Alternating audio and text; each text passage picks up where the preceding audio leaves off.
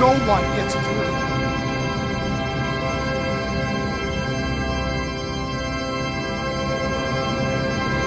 The other day I'm waiting for the bus, right? And across the street, this guy, he lives across from the park, and he comes out with his two little dogs on their leash, and he goes up to the road, looks both ways, and he just unclips them, and they bolt across the street going to the park, right?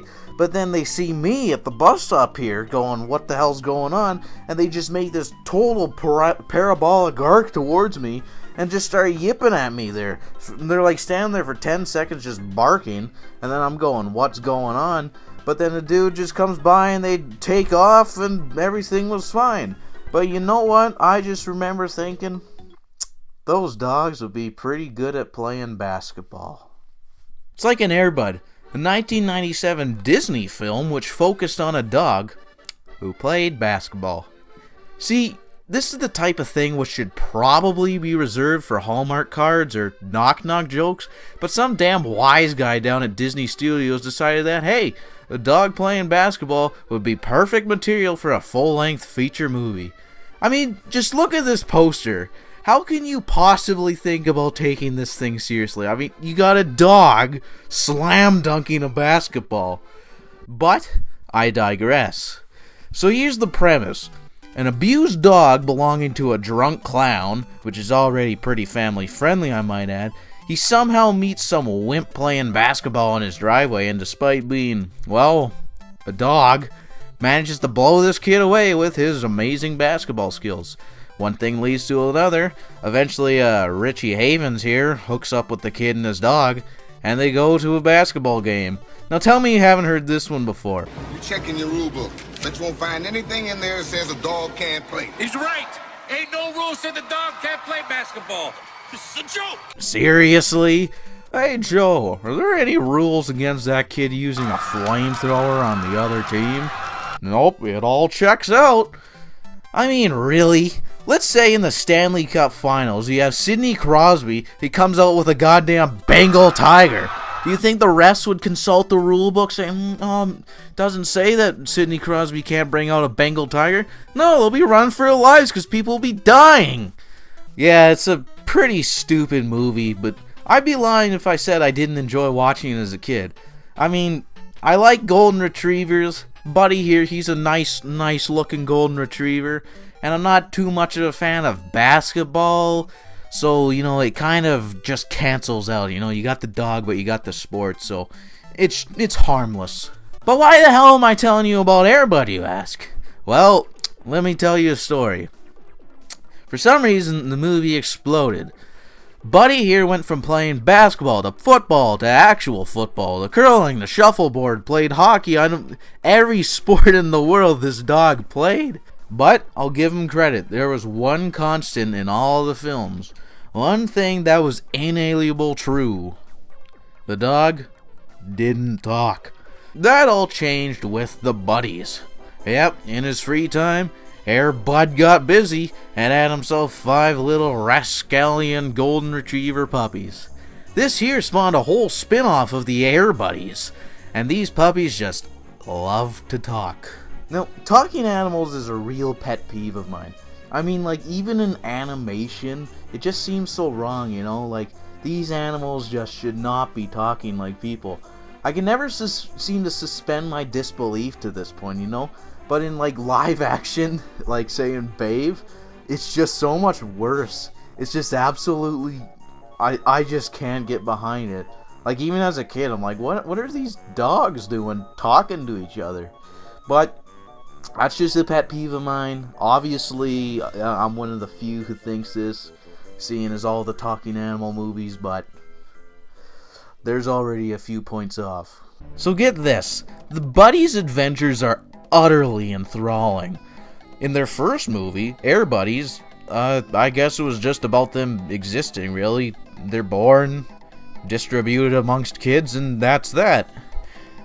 They had a sequel, Snow Buddies, in which they hung out with a husky. There was snow. I never got to see this one, so it gets a pass for now. So let's put ourselves in a situation now. You are a movie executive, and you got a hot new franchise, The Buddies. So, What's the next logical adventure to send your buddies on? Well, what we have, they were born. They were around when it was snowing, I guess. So what's the next logical step? The tropics? Maybe Europe? No. Let's go all the way. We're gonna send the buddies to outer space. Now, as embarrassing as it is to admit it, I'm actually really familiar with this movie. Because like about 7 or 8 years ago on the weekends, my family, we would head out to our cabin in the woods. And then when we got out there, my siblings and I, we would always put in a movie because, well, we didn't have internet, or we didn't have cable, or we hardly had electricity, and it was usually too cold to play outside. So usually we put in one of 3 movies. Charlie and the Chocolate Factory, Pirates of the Caribbean 3, or, of course, Space Buddies. So we'd put in this movie, and we had this really small tube TV with the couches about 10 feet away, and we'd sit down on these couches, and there we were just like squinting at this tiny little tube TV, trying to watch Space Buddies, while my dad angrily put food in the fridge. And life was pretty good. So, this movie is one of the earliest films I've ever seen that I enjoyed knowing that it was bad. So today, we're gonna take a look at its glory, its direct-to-DVD masterwork, and see if it's truly as funny as a big dude as it was for a little dude. So as the movie begins, we're introduced to a Russian bull terrier who has some deep insight to share on the stars. In English, for some reason. Dreams are like stars. You can't touch them, but if you follow them, they will lead you to your destiny. And the CGI on the space station kinda sucks, but we're gonna be here all day if I criticize any of it, so I'm gonna let it all slide for now. With that, we're introduced to 2 of our main characters. Now before we go further, this kid is friggin' awesome. He is one of the best parts of the movie by far.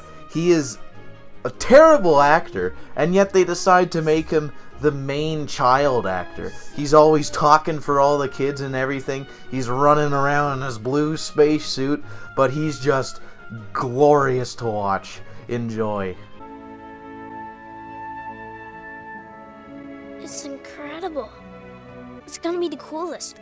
I've never seen a real spaceship before. I've never seen a real actor before.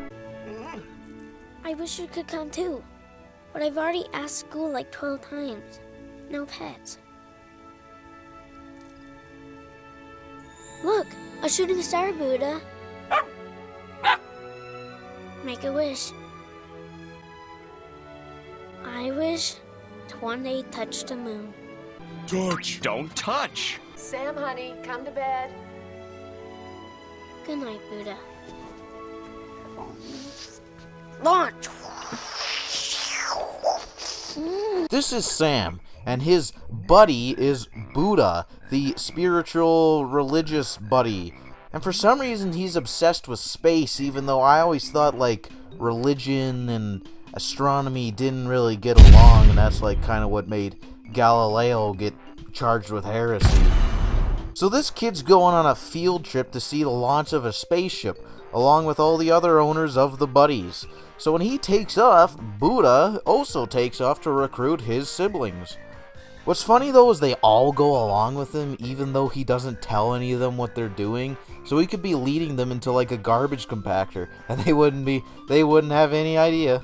So now we're introduced to the rest of the buddies. The gimmick with the buddies is that all their names have a pun to do with Bud.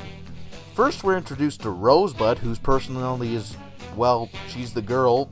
She likes pink. She likes fashion. She's a female. Gross! No way I'm going out in that rain. It'll wreck my fur do. Come on, let's go.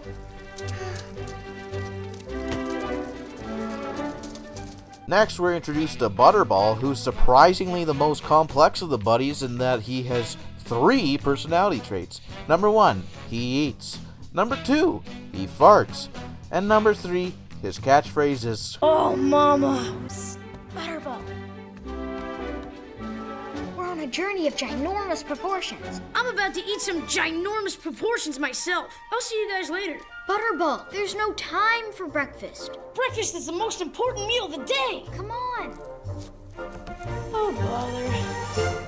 Next, we're introduced to B-Dawg, who, well, just watch.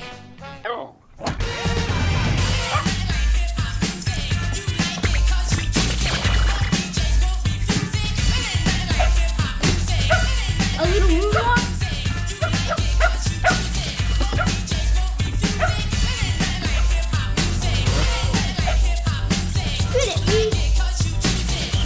What's the hip-hop happening, home dogs? Who put the Red Bull in Buddha's doggy bowl? What are you, from the department of know I'm sayings? You taking the know I'm census? You counting my know I'm sayings? We're hanging out, right? It's all 8 or good. 9 times? That's But you too see many what I'm know what I'm saying? saying. Riding You know on what my I'm saying? jock, you know what I'm saying? I'm just trying to have a good time, you know what I'm saying? Finally, we're introduced to the most complex character of all, Mudbud, who likes getting dirty. As we can see by the feces he's covered in when he first appears. Not again. You gotta have a BATH before Mom and Dad see you. B-A-T-H. You just spelled... Prick. Mudbud, come back. For some reason, Mudbud has maybe 2 lines total in the entire movie, and he has to be broken out of a cage, which is like the most secure thing in the world. Together, Buddha reveals that they're also heading to watch the space launch, and they sneak onto the school bus. What the movie doesn't show is what's going on inside the bus. I wanna go on the river. What? I wanna go on the river. You want to go home and see what? Sorry, sing! Sing nothing! Row, row, row your boat! What's the matter with you, don't you think? Row, row, row your boat! Just look at that! Sick! Are you sick? What is it? Oh, row, you got all your mothers are gonna die! They don't start singing! I'm gonna kill all your mothers all with the rest of you! We cut to a space institution where a dude named Pi, who obviously has some screws loose because he keeps his ferret named Gravity in his suit, and also his name is friggin' Pi. Pi here is absolute authority over his minions, Slaps and Astro, obviously their real names. Also, there's Dr. Finkel, who's there to, just take a wild guess. It is my pleasure, Mr. Wolfson. Until you fail, and I take over, of course. I also really like Dr. Finkel's little henchman here, who I never noticed as a kid. Literally all he does is nod along and scream occasionally. It's pretty great.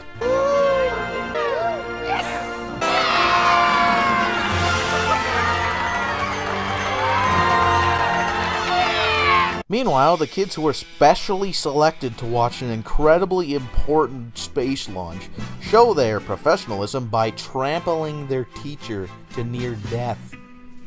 Here we get some interactions of Dr. Finkel, the kids, and some buddies shenanigans. Please refrain from touching anything with your hands, you slimy little germ-infested creatures. Okay? For everyone, including the family pet. And those reported. Scanning. Ship Division 1. It's truly amazing. Human boy. This is awesome.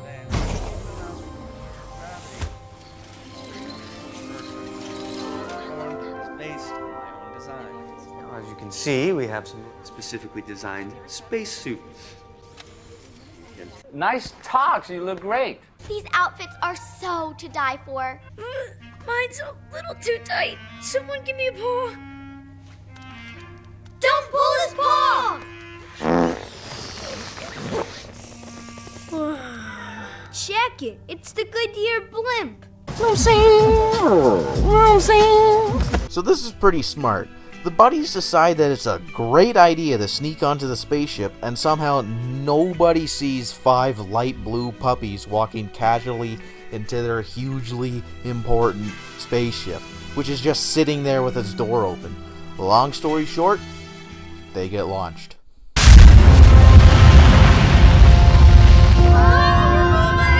Gravity, we have liftoff. There's a funny scene where the control dudes are looking up as if to watch the ship go into the sky, but it's funny because they can only possibly be looking at the ceiling. Once in space, the buddies experience 0 gravity. It's clear during this stunt just how much the poor dogs hated being in this movie. I mean, just look at the sadness as they float around, man. It's legitimately sad. Eventually they hit the simulated gravity button, which pissed me off when it first happened, but that's probably just because 2001: A Space Odyssey is like my favorite movie, and that's the most researched sci-fi film of all time, so it's actually not that big of a deal. It's just scientific inaccuracies really just are a pet peeve of mine. Back at Mission Command, the flight crew reveals some terrifying news. Sir, I don't like what I see. Somehow we are short a quarter of our fuel supply. Okay, we have some time to solve this, people. I need solutions. Meanwhile, the kids all get home, and we get some over-the-top sad music when they all notice that their dogs are gone. Buddha? Yo, B-Dawg! I'm back in the crib! Let's bust some moves! Rosebud! Come on, let's go get a mani-pedi and a blow dry. Rosebud? Butterball! I have your favorite dinner! Butterball? I specifically remember when I used to watch this, I couldn't understand this kid's reaction, even though today it seems perfectly obvious. Knew we shouldn't have made him take a bath. Yeah, I don't know, just that one always went right over my head. Back at Flight Deck, it seems that Slaps and Astro have figured out a solution to the gas shortage by watching Conspiracy Theory with Jesse Ventura. No, really. Okay, we think that we can refuel at the old Russian research space station. Well, the space station disintegrated into the Earth's atmosphere like years ago. Well, yeah, but you said to check everything, so I checked everything, including the conspiracy websites, which said the station is still in space. The reason that no one has been able to find the space station is because it's not in its original position. Somehow it has gotten out beyond geostationary orbit. And one of the Russian cosmonauts, he survived, and he's still living on board alone. Here we're introduced to another miracle. And it's not just because he looks like Jerry Garcia worked out with Ian Anderson. It's like, he knows full well that he's in friggin' Space Buddies, playing the deranged, isolated cosmonaut, but he still gives 110%, and I really give him props for that. Yuri, this is Slats from Vision Enterprises. Do you read me? American Blue Jeans, Cocktaila, how are you? Of course I have fueled my comrade. Yuri, this is Pi. I am the spacecraft's designer and mission flight director. In exchange for the 3,000 pounds of fuel, I would like to offer... No, comrade. In return for the fuel, forget everything. My location, forget it. Consider it information gone. Kapui. Okie dokie, pumpkin pie. So, Yuri here, yes, Yuri, stereotypes are great, agrees to fuel the ship. When it docks, the buddies just take off. The way in which they flop out of their seats it's great. Just watch this. Did you say aliens? Guys? They decide to leave behind B-Dawg, who comes across an alien. Huh? Ah! It's an alien! That's B-Dawg. He's in trouble. He gets freaked out, and when his siblings come to save him, he just throws Butterball under the bus and calls him fat. It's actually really mean-spirited. Watch this. Eat him! He has plenty of meat on them bones! Ah! This is Sputnik, who introduces himself to the buddies. And I'll be honest here, there is a scene where Butterball is introducing himself that genuinely got a chuckle out of me. Oh, and me, I'm Butterball. And I'm starving. I don't know, they got the timing right on that one. It was just subtle enough to be a little funny. So of course Yuri eventually discovers the buddies, and he thinks the Americans must have sent them up to him to keep him company, which is actually a fair assumption on his part, so he locks them up in his meth lab here. Then it's up to Sputnik to hatch a daring escape plan, to make Yuri dance until he falls asleep.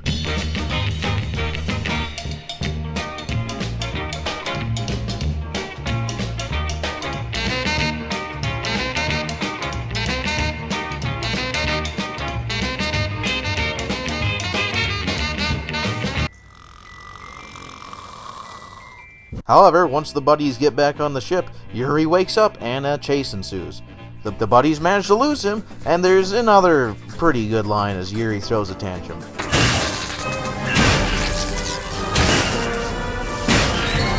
That's not good.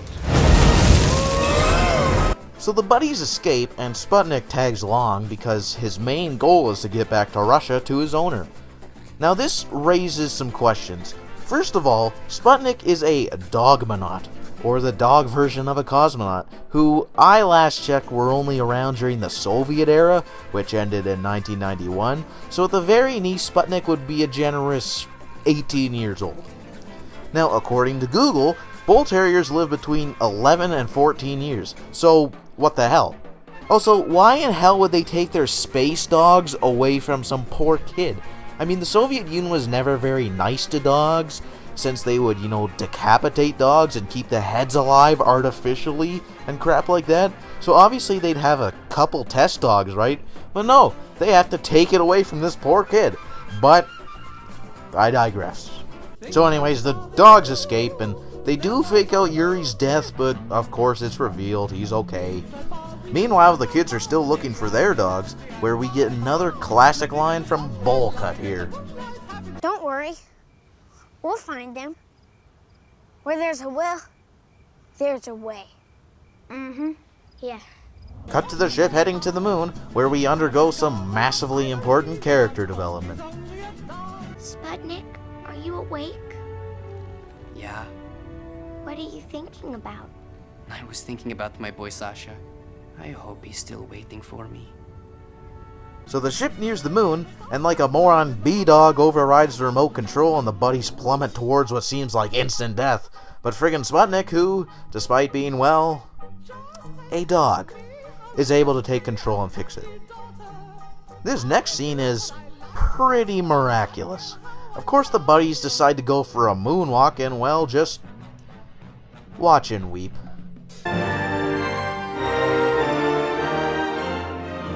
Sputnik, you go first.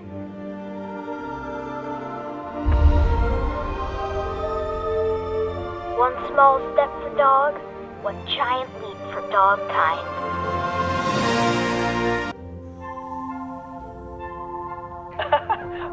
We're walking on the moon. Check it, I'm doing the moonwalk.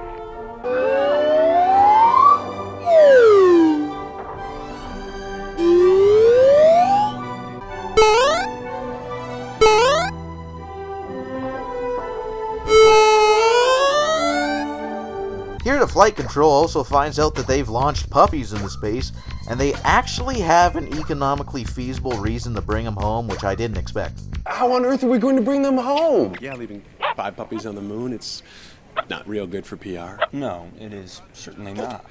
We could run an ad campaign. Let me see. Fly with us. We launched 6 poor, innocent puppies into space, and then bid them farewell for eternity.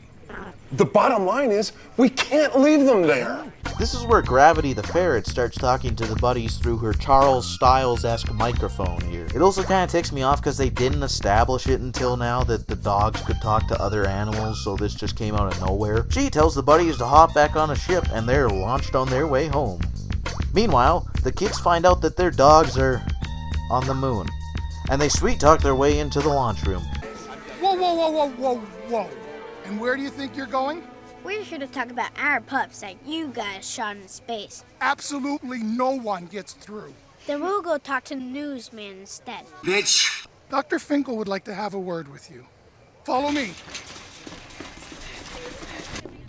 Excuse me, Pi.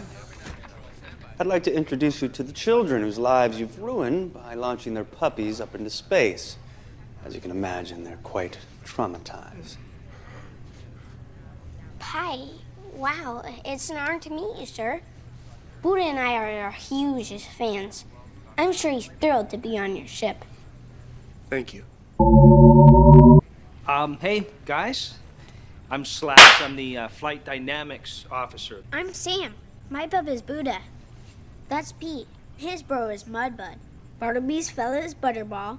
Billy's home pup is B-Dawg. And Alice's BFF is Rosebud. However, while the flight coordinators are distracted, Dr. Finkel directs the buddy ship into a meteor field, and the kid, who is still wearing his spacesuit, I might add, grows suspicious. Dr. Finkel? Yes, I mean, it's Finkel, Dr. Finkel. Yes, what is it? What are you doing? Nothing. I'm not doing anything. You shouldn't concern yourself. You're just a child. Excuse me, Carl. So of course the ship makes it through the meteors, but their communications are damaged, so the buddies must make a daring spacewalk to fix it. But who to do it? The dog with years of space experience? No, they pick Butterball. Why? So they can do this. Oh, Mama.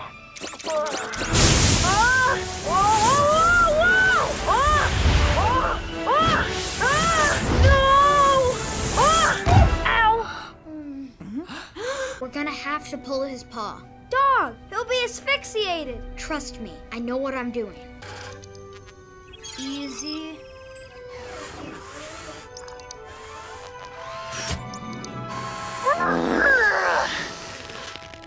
Whoa, dudes! Butterball, are you with us? I don't know what you guys are always complaining about. It's really not that bad. Okay.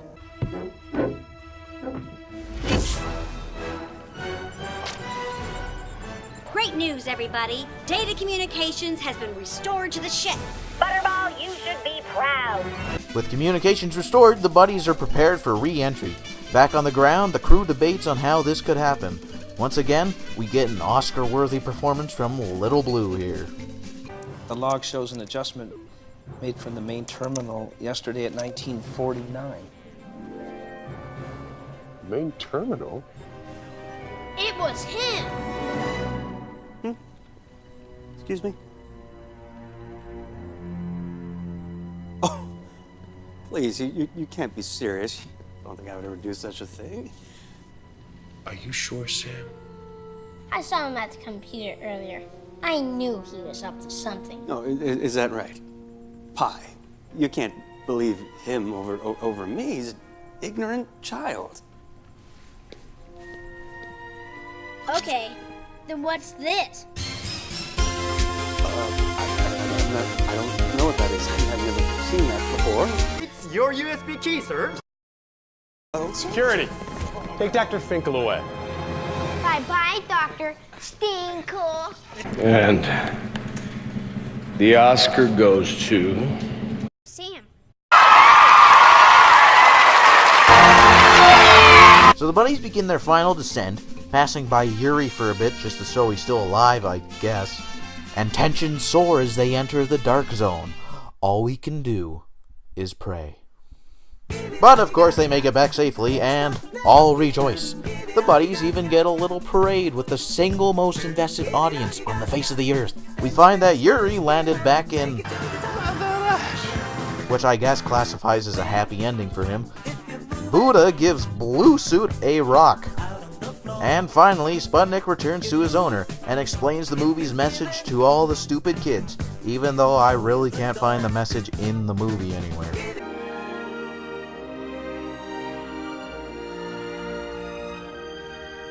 I fulfilled my dream of being the first dogmanaut to walk on the moon.